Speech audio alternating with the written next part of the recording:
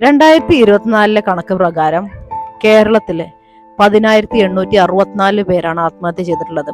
ഒരു daily average എടുത്ത് നോക്കുകയാണെങ്കിൽ ഒരു ദിവസം 30ഓളം പേരാണ് സ്വയം ജീവൻ ഒടുക്കിയിട്ടുള്ളത്. ഒരു സൊസൈറ്റി എന്നുള്ള രീതിയിൽ ഒരു വ്യക്തിയായിട്ട് നമുക്ക് എന്താണ് ഈ ഒരു ആത്മഹത്യകളോട് ചെയ്യാനുള്ളത്? എന്താണ് നമ്മുടെ ഉത്തരവാദിത്തം? ഒരാള് സൂയിസൈഡ് കമ്മിറ്റ് ചെയ്യണ അന്നാണോ ആ സൂയിസൈഡിനെ കുറിച്ച് ഡിസൈഡ് ചെയ്യണത്? ഒരിക്കലും അല്ല, അല്ലെ?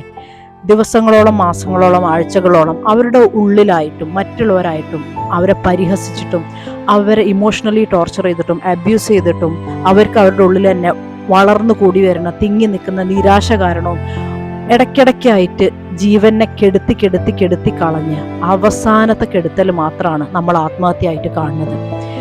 ഓരോ ദിവസവും നമുക്ക് എന്താണ് ഇതിനോട് ചെയ്യാൻ പറ്റുക?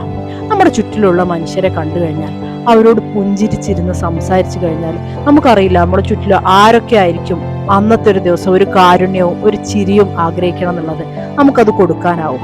ചെറിയ ചെറിയ പോസിറ്റീവായിട്ടുള്ള കോൺവെർസേഷൻസ് നമുക്ക് ചുറ്റിലും ബിൽഡ് ചെയ്യണ പോലെ തന്നെ നമ്മുടെ ഉള്ളിൽ തന്നെ ഒരു പോസിറ്റീവ് സെൽഫ് ടോക്ക് നിലനിർത്തി നമ്മളെ പ്ലസന്റ് ആക്കി നമ്മുടെ ഡിപ്രഷൻസിനെ നമുക്ക് ഓവർകം ചെയ്യാൻ പറ്റും.